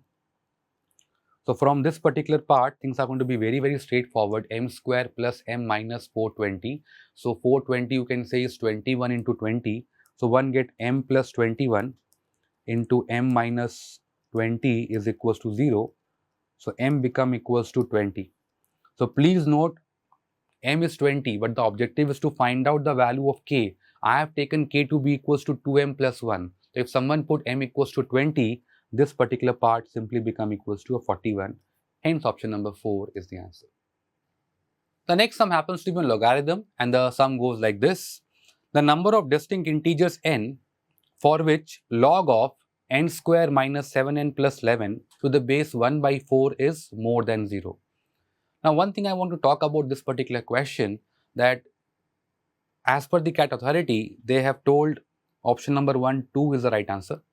Even I have marked basically option number 1 as the right answer, but on a close scrutiny post the exam, we found out that this question is going to be rectified as a different answer, because the right answer for this particular question happens to be option number 2, which is going to be 0 over here. So we tend to overlook some of the nitty-gritty and, let's say, some of the important condition, and we only focus on the prime conditions over here. And because in a hurry, I have also, let's say, made the same error which many of my colleagues and many of the good students also have made during the exam condition. So let's see what need to be done over here. First of all, I will use a very basic property that a log of a to the base b is equals to log a by log b. I will use that. So in this particular case, you can write this as log of n square minus 7n plus 11 divide by log of 1 by 4. Log of 1 by 4. Now I can again use log of 1 by 4 is log 1 minus log 4, or 1 by 4 is 4 power minus 1, depends on how do you want to solve it. This is 4 raised to minus 1. In simple word, log of 1 by 4 translates to a negative log 4, more than 0. Let's now multiply the minus log 4 term on the right hand side. Understand what we know about inequality is, whenever let's say minus gets multiplied, the inequality will change sign. If I multiply by, let's say, negative 4, this will become log of, let's say, n square minus 7n plus 11. I can take to the base 4 will be less than 0. Let's say multiplying by negative 1 and not, let's say, log 4 term. Then it's going to be a straightforward thing. So we know that if you have log a to the base b is equals to n, so a is equals to b power n. So here you will say n square minus 7n plus 11 should be less than 4 power 0. And what is 4 power 0? That is equals to a 1. Let's bring everything on one side. n square minus 7n plus 10 less than 0. And now this becomes a simple quadratic inequality. And this part, n square minus 7n plus 10, can be easily factorized. N minus 2 into n minus 5 less than 0. Please note what they have told, number of distinct integer n. N minus 2 into n minus 5 less than 0 simply mean the value of n is between 2 and 5. Because if n is above 5, both the factors are going to be positive. In case n is less than 2, again both the factors will become negative. Eventually, the multiplication become positive. So here, the two critical values are 2 and 5. So we will say this is going to be negative in the interval 2 and 5. So the value of n, one can say, would be more than 2 but less than 5. That's why, since we are saying integer, we can say n to be equals to 3 or n to be equals to 4. And that is why, let's say me and let's say many other people have marked option number 1 as the required answer, that we have two values of n which are 3 and 4. But what we missed out was that for a log to be defined, this term, because log of 0 is undefined, log of negative number is also undefined. So here, the main thing which you have to think is that the term n square minus 7n plus 11 should also be positive. And what I will do is, let's take for n equals to 3. If you put n equals to 3, you will get 3 square 9 minus 7 times 3 is 21 plus 11, and this thing become equals to a negative 1, and which is less than 0. Hence, n equal to 3 should not be counted. If I put n equals to 4, 4 square becomes 16 minus 7 times of 4 becomes a 28 plus 11. This thing also becomes 27 minus 28, giving you a negative 1, which is less than 0. But we wanted the term n square minus 7n plus 11 to also be positive. So I will not going to count n equals to 3, n equals to 4. And that means we don't have any integer value of n which is going to satisfy the inequality. Hence, option number 2 is the right answer. And CAT is going to most likely change the answer, because we are going to raise the complaint and they are going to revert to it, because it's very, very clear that there's no integer value of n satisfying the inequality. So option number 2 is the right answer, even though in the initial provisional key, option number 1 was the right answer. Please note, let's say you can say unfortunately for me, and let's say fortunately for many other, they have given an option which contains a 0. In case there was option like 1, 2, 3 and infinite, in that particular case they should have discarded this particular question, because they have also solved this particular question forgetting about this condition. They ensure, let's say they forget about the basic premise that the log of something, that something need to be positive, was forgotten even by the person who set the question. And that is why they also choose to mark option number 1 over here.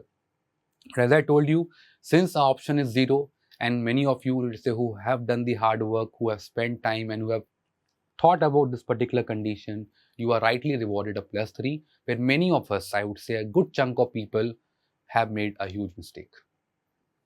In the next sum, it is given that the xy coordinates of the vertices P, Q and R of all the parallelograms PQRS are -3, -2, 1, -5 and let's say 9, 1 respectively.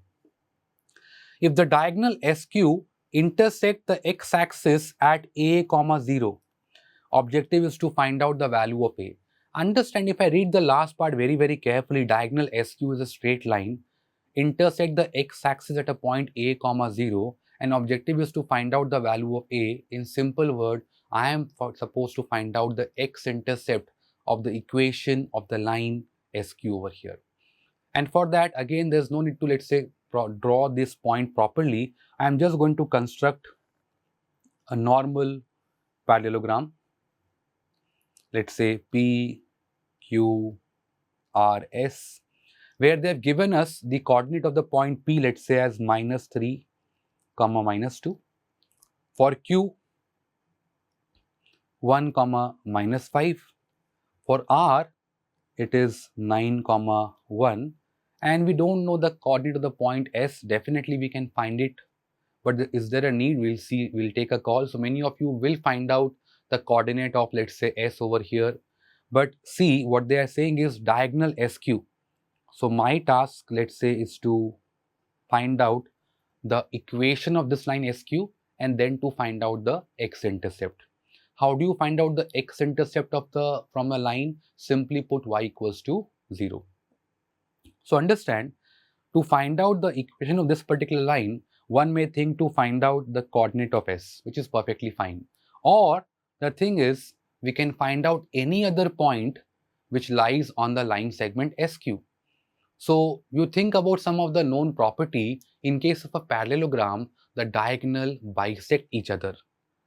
So understand, if I look at the diagonal, one can say PR and SQ over here, then this particular point one can say is the midpoint of SQ and also the midpoint of PR over here. So we can easily find out, suppose if I call this point as T right now, then finding out the point T is a very straightforward thing. I'm again saying T is the midpoint of the other diagonal PR, not PQ, PR over here. And how do you find out the midpoint of, let's say, 2 points, x1 plus x2 by 2, comma, y1 plus y2 divided by 2. In simple word, simple average. So if I look at what is the average of minus 3 and 9, so minus 3 plus 9 divided by 2 is the x coordinate of T. And what about y? Minus 2 plus 1 divided by 2. And this thing will simplify down to, one can say a 6 by 2 will give you a 3 and a minus half over here. So this point T will come out to be 3 comma minus half. Now many of us, as I told you, will waste our time in finding out the coordinate of T, coordinate of S, because they will say, okay, T is the midpoint of S and Q, let's find out S, but there's no need. This T also lies on the line segment SQ over here. So we know the coordinate of T, we know the coordinate of, let's say, Q over here. So with this 2-point form, we can easily find out the equation of the line. And what we can do is, we know the formula, which is y minus y1 is equals to y2 minus y1 upon x2 minus x1 times x minus x1. So here x1 is 1, y1 is minus 5. So y plus 5 is equals to minus half plus 5 divided by 3 minus 1 times of x minus 1 over here. So y plus 5 is equals to 4 minus half is 4.5 divided by 3 minus 1 is 2. So 4.5 divided by 2. So 4.5 is 9 by 2. This will become 9 by 4 times of x minus 1. So we are able to find out the equation of the line SQ or TQ, whatever you want to call it. I can do a further simplification as well, like this: 4y plus 20 is equals to a 9x minus 9. So 4y plus 29 is equals to a 9x. 4y plus 29 to be equals to 9x. And since I am supposed to find out a point A comma 0 which lies on the x-axis, y coordinate need to be equal to 0. So if I put y 0, you will find out 29 is 9x. So x become equals to 29 over 9. That is your x-intercept or the value of A. So 29 by 9 is the required answer. So one can choose to mark option number 2 over here. The next sum again happens to be not a very straightforward question. It says that for any natural number k, let A suffix k is equals to 3 power k. What does that mean? If A1 is 3 power 1, A2 will be 3 square, A3 will be equals to a 3 cube. So one can say, if I talk about A1, A2, A3, it's going to become, one can say, a simple GP kind of sequence. But they have told you the smallest, important word, smallest natural number m, for which A1 power 1, A2 power 2 into, let's say, A3 power 3 and so on up to A20 power 20 will be less than A21 into A22 into A23 and so on up to A20 plus m over here. So what we will do is, let's put the values. Understand, we will take some basic help of the property. If I have suppose A power m whole raised to n, in case of law of indices, it will be equals to A power m times n. that simple property will be utilized in, let's say, initial part. Let's follow the trend.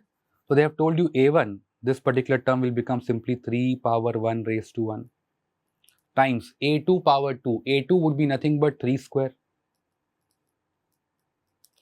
Then A3 will be 3 cube power 3 and so on. Last term is A20 power 20, so 3 power 20 whole raised to 20. So A1 power 1 into A2 power 2 into A3 power 3 and so on up to A20 power 20. This thing must be less than. A21 would be 3 power 21. A22 would be 3 power 22 and so on. Last term is A20 plus m, so 3 power 20 plus m over here. Let us see what can be done at this particular point now. So if you notice this particular part, a raised to m whole raised to n, m times n. So this will be 3 power 1 square, 3 power 2 square, 3 power 3 square, up to a 3 power 20 square. And we know that when you multiply suppose term with the like basis, the power simply gets added. So this result, you can say, because we got 3 power 1 square into 3 power 2 square into 3 power 3 square and so on up to 3 power 20 square, this part will be simply equals to 3 raised to 1 square plus 2 square plus 3 square all the way up to a 20 square. And this must be less than this part. So 3 raised to 21 plus 22 up to the last number 20 plus m over here. So now things can be easily equated and we can say the power of the left hand side. So one can say you will get 1 square plus 2 square up to a 20 square to be less than this particular sum, which you can say is 21 plus 22 up to the number 20 plus m over here. This is 20 plus m. So now if you look at this RHS part, what we can do is, what is missing over here is the sum of the 1 up to 20. You can also, let's say, find out that this is also going to be a simple AP and we can find out this particular term pretty easily. But better to use one, let's say 1 up to 20 wala part. This will be nothing but 1 square plus 2 square up to n square. The formula is n into n plus 1 into 2n plus 1 divided by 6. So 20 into 21 into 41 divided by 6 should be less than. This part, as I told you, I will rewrite as 1 plus 2 up to 20, that is extra, 20 plus m being the last term, minus, this was the extra part, 1 plus 2 plus 3 up to 20. And then we can evaluate this. This is going to be 3 times 7, 3 times 2. This is going to be a 10. So we get 41 times of 7 becomes, one can say, a 2880. So 2880 upon into 10, 287, this will be 287. So 2870 less than 1 plus 2 plus 3 all the way up to 20 plus m. I can use the formula 1 plus 2 plus 3 up to n is n into n plus 1 by 2. This will be 20 plus m into 21 plus m divided by 2 minus 1 up to 20. This will be nothing but 20 into 21 by 2. And this part will become minus 210. Let's add this 210 on the left hand side. So if you look at 2870 plus a 210, this will give you 3080. So you will now going to get 3080 will be less than 20 plus m into 21 plus m divided by 2. If I cross multiply, you will get 3080 into 2 will become 6160. So what you want to do is, you want to check for a value of m such that smallest value of m such that 20 plus m into 21 plus m just become more than 6160. Again, at this particular point of time, advisable thing could be to use the options over here and use the options smartly. So what I will do is, suppose if you look at smallest is 56, 57, 58, 59, I will let's say pick up 57 for example. And if I pick 57 and if I will see whether this condition gets satisfied or not. If it does, I may go a bit lower. If it doesn't, I will now going to check with 58 and I will let's say move in a right direction. So not checking out each and every option. So let's do that. If I look at suppose 6160 is less than, if I put 57, this will become 77 times of, one can say 78. So I need to multiply the number 77 and the number 78. Let's see whether what do we get. So 8 sevens is 56, carry 5. You will get a 56 plus a 49. 56 plus 49 will become a 105. 105 plus 5 will become equals to a 110. So 0 here, carry 11. 7 sevens are 49. 49 plus 11 will become a 60. So we are getting 6160 is less than 6006, and that simply means this inequality is not getting satisfied, and that means 57 is not the smallest value of m. If it is not 57, I am very sure to say it can't be 56 either. So now I will let's say try out with the value of let's say m to be 58. If I put 58, this will become 78 times 79, and we will see now what is going to happen. So 9 8s is 72, carry 7. 9 7s is going to be 63. 63 plus 56. 63 plus a 56 will become a 119. 119 plus 7 will become equals to a 126. 49 plus 12 will become a 6162. So you can just see 6160 is less than 6162 is just becoming true. And that means the required value of m must be 58 over here. Now just one more thing over here. If you let's say want to do it in another manner, then you can see 20 plus m and 21 plus m basically are both comparable. You can basically make them as a into a plus 1 kind of thing also. So 6160 will be less than a into a plus 1, and this part you can say is very much going to be a square plus a, so close to a perfect square. So think about a perfect square which is going to be closer to the number 6160. If I know about some square number like 80 square is 6400, 75 square happens to be a 5625, so definitely one can say the value of a in this particular case is something between 75 and let's say 80 for sure. Then if I look at suppose 77 square, which you can say is 5929, you can verify. Then 78 square is going to be equals to a 6084, very very close over here. So I may let's say try out with the number a as 78, because this will become then 78 square plus 78.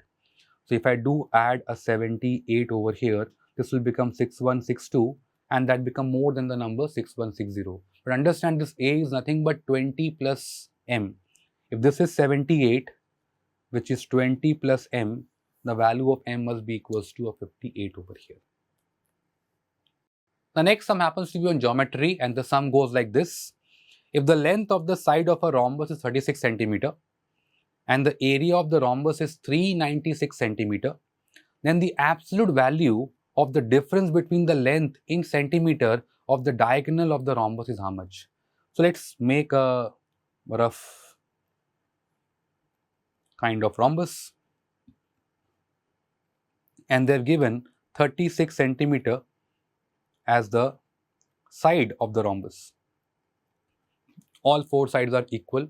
Now the main important part about diagonals is, for a rhombus they bisect each other, and that too at right angle. So let's say if I draw the two diagonals and they are going to get bisect, then let's say if one of them is d1, then this part basically would be equals to a d1 by 2, and this part basically would be equals to a d2 by 2. So what is going to happen is, because we are able to form a right angle triangle with the three sides as d1 by 2, d2 by 2 and 36, we can find out one relation between them. At the same time, they gave you the area. So area of the rhombus we also know is half of d1 times d2. So let's find out the relation. So what do we have from the area of a rhombus? This is a simple question. So half of d1 times of d2 is 396. So one can say d1 times of d2 will be double of this number.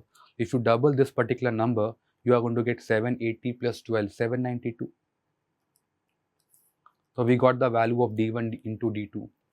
At the same time, we can find out the relation between d1 by 2, d2 by 2 and 36 with the help of Pythagoras theorem.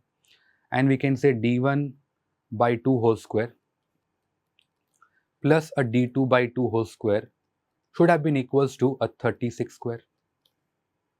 So now if I simplify this, you will get d1 square by 4 plus a d2 square by 4, and that will be equals to, one can say, 1296. So d1 square plus d2 square will be equals to 1296 into 4, and that basically one can say will give you 4800 plus 384, giving you a 5184. So we got these two things, and now we can say we can find out the value of d1 as well as d2. Understand the task is to find out what absolute value of difference between the length of the diagonals. So we are supposed to find out modulus of d1 minus d2. So we can think about some algebraic formula. A minus b whole square is a square plus b square plus 2ab. We know the value of a square plus b square. We know the value of a into b. So we can use that formula. So one can say here d1 minus d2 whole square should be equals to d1 square plus d2 square plus 2 times of d1 d2. Let's put the value d1 square, this is minus, not plus. So d1 square plus d2 square simply become equals to, one can say, 5184. The term 2 times of d1 d2 will become, if I double this particular number, you are going to get minus 1584. So 5184 minus 1584, and this thing will become equal to 3600. So if I get d1 minus d2 whole square as 3600, the required difference, so d1 minus d2 will be equals to, one can say, 60. So the required answer for this particular question would be 60 over here. The next sum happens to be a one-line sum on algebra, and the sum goes like this. The number of non-negative integers, very, very important. That means the value can be 0, 1, 2, in other words, whole numbers. Value of k for which the quadratic equation x square minus 5x plus k equal to 0 have only integer root. Understand, when can you have only integer root? And the answer is when your discriminant is going to be a perfect square quantity. So you want delta to be equals to a perfect square. That's a very, very important part over here. So how do you find out for ax square plus bx plus c equal to 0? How do one find out the delta or discriminant? And the answer is b square minus 4ac. So over here the required value of delta should be equals to minus 5 whole square minus 4 into 1 into k, and this thing is equals to a 25 minus 4k. So understand, you also want the term 25 minus 4k to be, let's say, positive. So delta need to be a perfect square quantity. Delta need to be also, let's say, more than equals to 0 over here. So what is going to happen is we are going to put the value of k, because 25 minus 4k is going to be a linear thing. And the least value of k I can put is a non-negative integer which is equal to 0. So for k 0, 1, 2, 3, 4, 5 and 6. If I put k to be equal to 0, the required value of delta will become 25. And all subsequent value will keep on reducing by 4. So it will be 21. Then you can say you are going to get a 17, 13, 9, 5 and 1. And out of this, if you look at this, 25 is a perfect square, 1 is a perfect square, and 9 is a perfect square. That simply means that for this 25, 9 and 1 as delta, in other words, for k equal to 0, for k equals to 4 and k equal to 6, you are going to find out the integer value for, let's say, x over here. So these are the values of k, which are 0, 4 and 6 over here. And that means we have 3 non-integer value of k for which the given quadratic is going to give you only integer roots. If I look at one more method over here, what I can do is that for the quadratic x square minus 5x plus k equals to 0, if I take alpha and beta are the roots, then alpha plus beta would be equals to a minus of b by a, giving you a 5. And the product of the roots alpha into beta will be equal to c by a, giving you a k. Now understand, since they have told you alpha and beta are integers, and if I say alpha plus beta is going to be equals to 5, one can possibly say both of them are positive, or one of them is positive, other is negative, where the positive root is greater. But since I know alpha into beta is equals to k, where k is also a non-negative integer value of, let's say, value is there for k, that means k is positive. So we can't have a possibility where one is positive and the other is negative. In other words, one can say both alpha and beta are non-negative integer.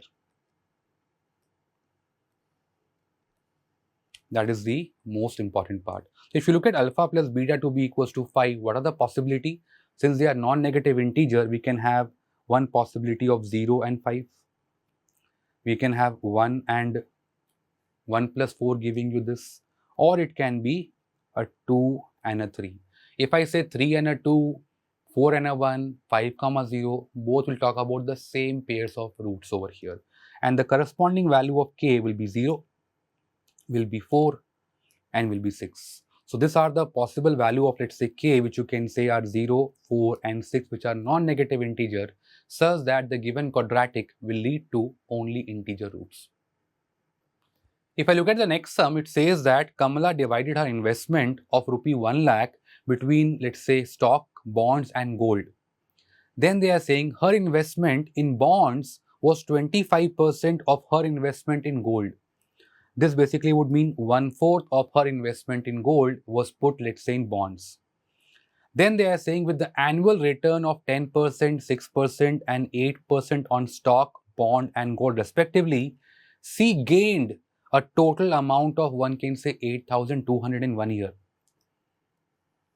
The amount in rupee that she gained from the bond was how much?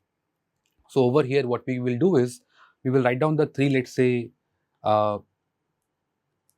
stocks, bonds and let's say gold over here, and total amount basically was, one can say, 1 lakh.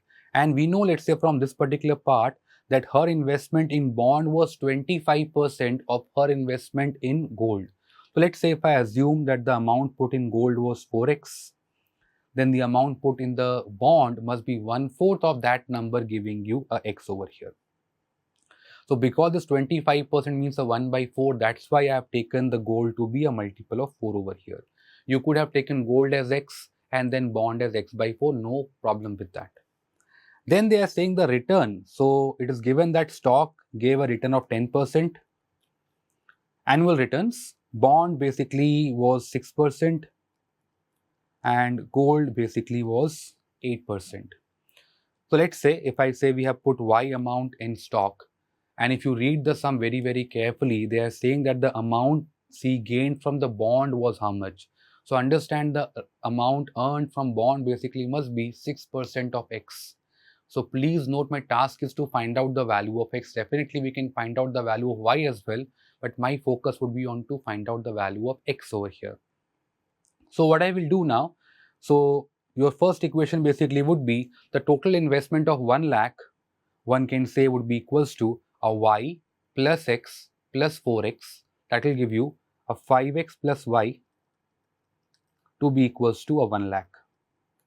That is my one equation. And the second equation basically would be with the help of the annual return of 8,200. So if I, let's say, put y amount of money in stock and the return was 10%, my return from the stock must be y by 10. What about the return from the bonds? It must be 6% of x, which you can say is 6x by 100. And the return from the gold must be, one can say, 8% of 4x. So 8 by 100 times of 4x, giving you 32x by 100. So I can write the number y by 100 also as 10y by 100 to make it easy. So y by 10 basically is 10y by 100. And this total return, one can say, should be equals to 8,200.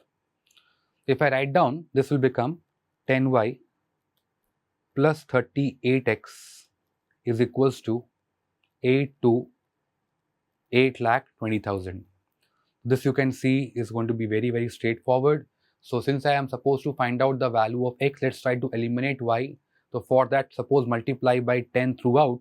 If I do that, you are going to get this part will become 10y plus 50x, and that will be equals to a 1 lakh into 10 will become 10 lakhs. Then if I subtract, y term will get cancelled out, and you will get 12x to be equals to 1,80,000. If I divide 1,80,000 by 12, you will get x to be equals to 15,000. So now we are able to know what amount was invested in bond, and that basically is your 15,000. So we can find out the amount put in gold and also in the stock, but there's no need to do all those because they told you how much C gained from the bond, and the answer will be 6% of 15,000. 10% would mean 1500. 1% basically would mean 150. So 150 into 6 become 900. And that will be the answer for this simple theta question. So again, a question which all of you should try to attempt in the exam condition. The next sum happens to be on TSD, and the sum goes like this. Shruti travels a distance of 224 km in 4 parts for the total travel time of 3 hours. Total time is given 3 hours, total distance covered is 224 km. And over 4 parts. Her speed in this 4 part follows an arithmetic progression. And the corresponding time taken to cover this 4 part follows another arithmetic progression. So speed follows AP, and the time also follows AP for the 4 parts. If she travels at a speed of 960 meter per minute for 30 minutes to cover the first part, then the distance in meters she traveled in the 4th part is how much? Again, not a straightforward question. Many of you possibly will get confused because it's a combination of, one can say, a bit of TSD and a bit of AP logic over here. Something which you want to leave maybe for the last, let's say, 5 odd minutes if you want to try it all. Let's see what need to be done. So here if I look at the speed, and if I suppose break in terms of 4 parts, then about time. And then if you multiply speed and time, we get distance. So we know distance is equals to speed into time. Now if I look at total, so if I look at total time taken basically is 3 hours, or I can say 180 minutes. Let's write everything in terms of minute because ultimately they have also given to you speed in terms of minute. And distance, if you look at, is 224 km, which you can say is 2,24,000 meters.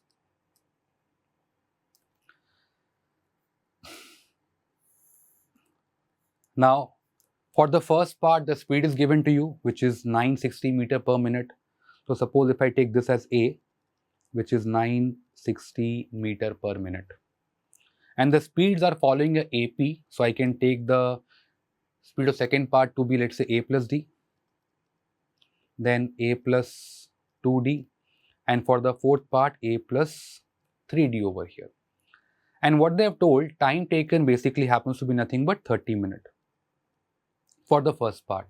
Now 30, so again you can use it, you can use 30 plus D, or you can use some other variable, let's say 30 plus X, 30 plus 2X is my time for the 3rd part, 30 plus 3x being the time for the 4th part. And one can, this total, if you look at, will come out to be a 120 plus 6x is equals to 180.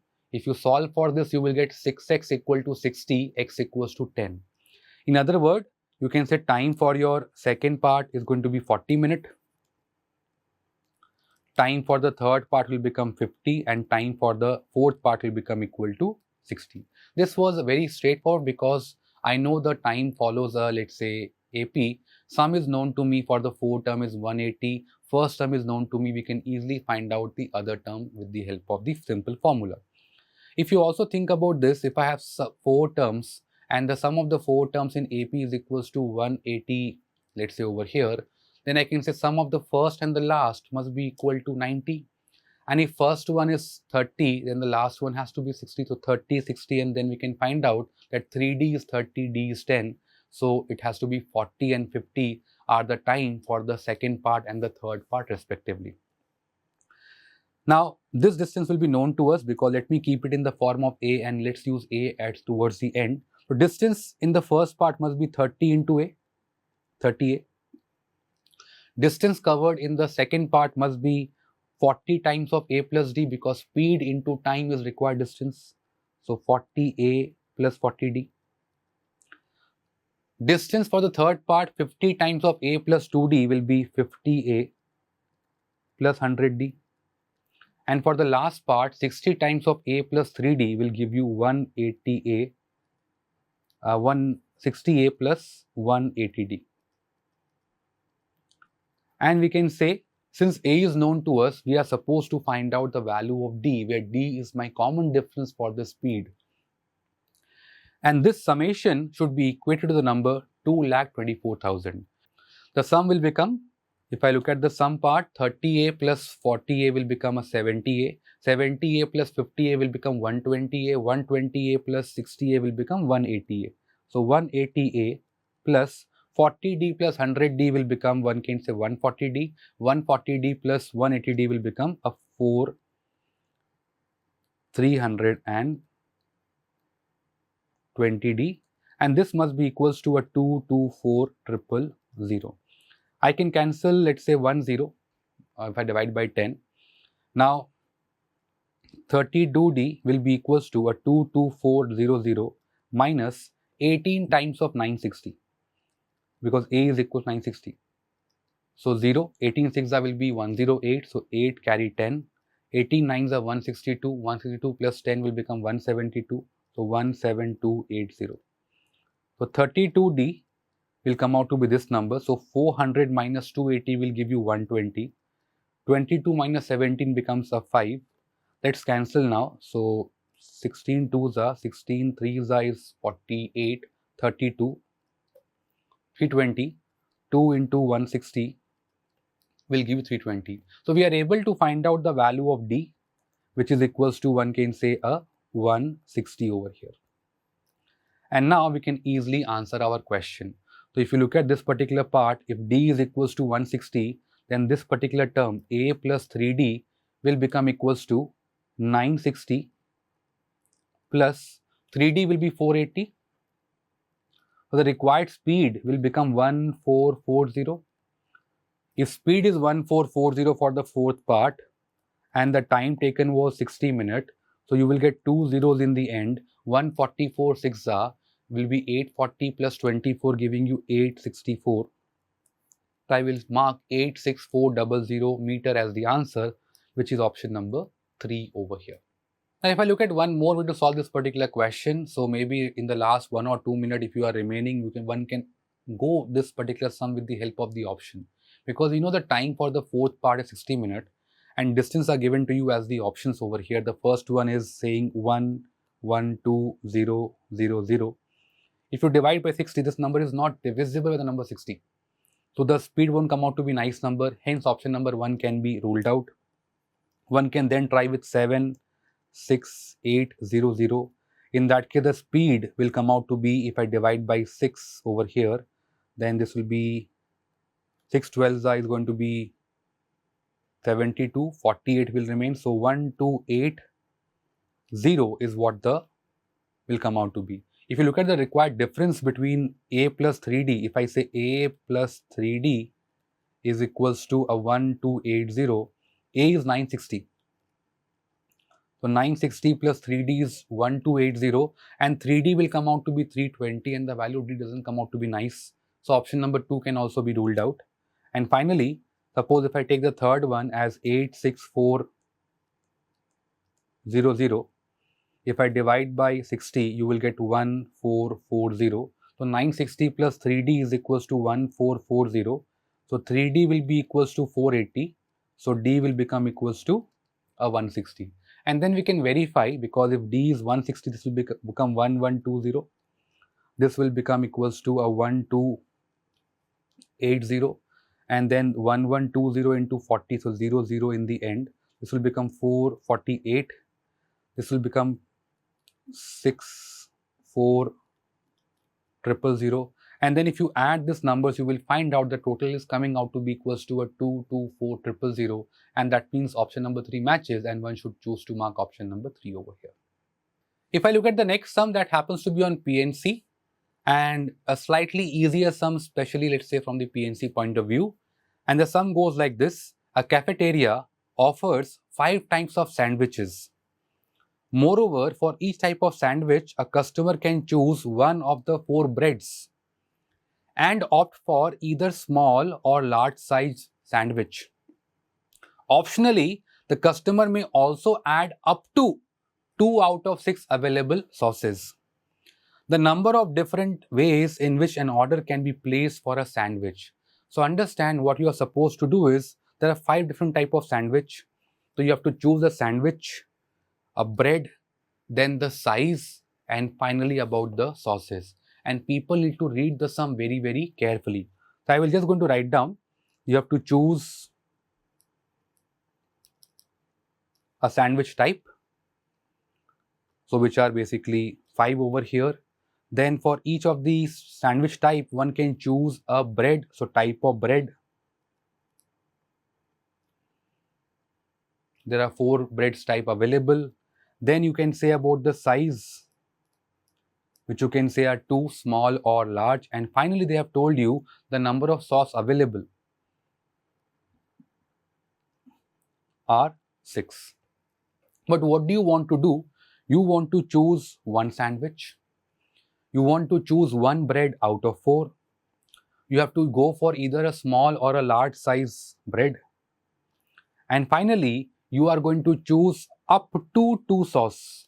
What does that mean? You can choose 0 sauce or 1 sauce or a 2 sauce.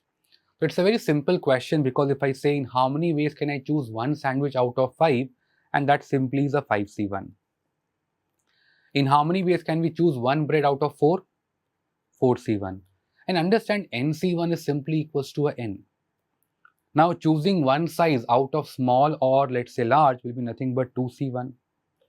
But we have to be careful regarding the sauce, because you can opt for 0 sauces out of 6 in 6C0 way. Or I can choose 1 sauce out of 6 in 6C1 way. Or we can choose 2 sauce out of 6 in 6C2 ways. So understand, it's a simple question, or one can say basic fundamental principle of counting. Apply the and the or rule. So you have to choose a sandwich and a bread and a size and the sauce. And for the sauce, you have choose 0 or 1 or let's say 2 of them. So this 5C1 is 5, 4C1 is 4, 2C1 is 2. If I look at 6C0 plus 6C1 plus 6C2, that will become 1 plus 6 plus 15, and this part simply become a 22. If I now multiply, 5 4s are 20, 22s is 40, 40 times of 22 will become 880. So required answer for this, let's say, simple question on PNC would be option number 3. So anyone who knows principle of counting and the OR rule and a basic evaluation of NC1, NC2 can easily crack this particular question. The only issue is that if people don't read this particular part carefully, if they miss out the word up to, many of us will say we have to choose 2 sauce out of 6. And what will happen? They will do a 5 into 4 into 2 into a 6C2, and they are going to get 40 into 15, 600. And let's say unluckily, they have made the options, which is also option number 2 over here. So definitely your answer for this particular question happens to be 880. In the next one, it is given in a 3-digit number n, the digits are non-zero. Look at the key word about the condition. The digits are non-zero, so it can be from 1 to 9. Distinct, so I can't repeat, such that none of the digit is a perfect square. So because of non-zero, I should have told ideally I can choose 1, 2, 3, 4, 5, 6, 7, 8 or a 9. But now since they have told you that it's going to be a non-perfect square, you can't choose a 1, you can't choose a 4, you can't choose a 9. So we can choose from 2, 3, 5, 6, 7 and 8, and they have to be distinct digits, a 3-digit number.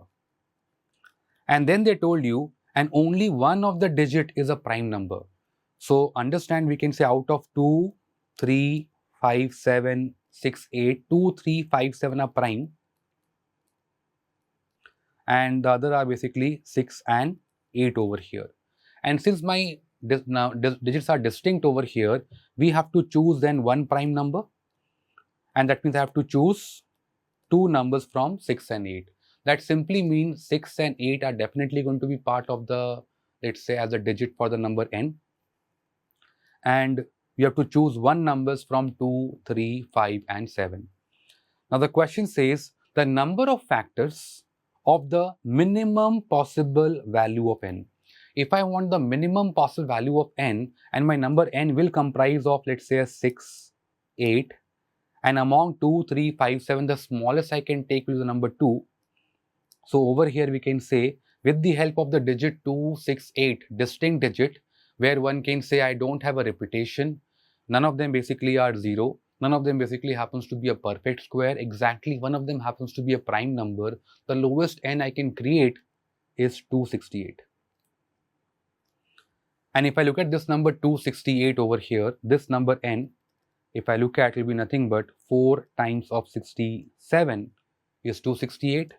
The number 4 happens to be 2 square. So 2 square into 7 power 1 is the required value of n, and I am supposed to find out the number of factors.